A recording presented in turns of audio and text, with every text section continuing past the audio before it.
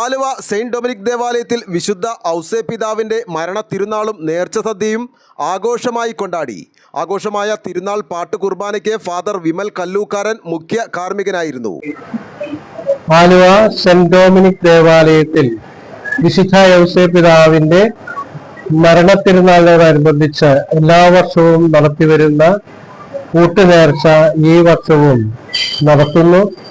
ഏകദേശം 5000 പേർക്ക് ഇവിടെ ഭക്ഷണം ഒരുക്കുന്നുണ്ട്.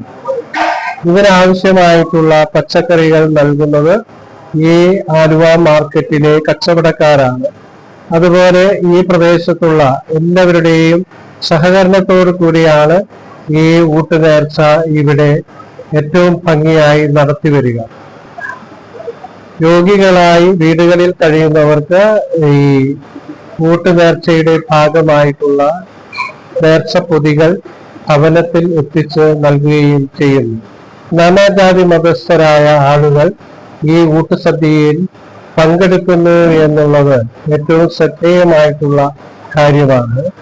വിശുദ്ധ ഔസേപ്പിതാവ് ഒരു പിതാവ് എന്നുള്ള നിലയ്ക്ക് മക്കളുടെ കാര്യത്തിൽ വളരെയേറെ ശ്രദ്ധാലുവാണ്. ഈ മക്കളുടെ എല്ലാ കാര്യങ്ങളിലും വളരെയേറെ താല്പര്യത്തോടു കൂടി തൻ്റെ സഹായഹസ്തം നീട്ടുന്ന ഔസേപ്പിതാവിൻ്റെ മാധ്യസ്ഥ സഹായം എല്ലാവർക്കും ലഭിക്കട്ടെ എന്ന് ആശംസിക്കുകയാണ്.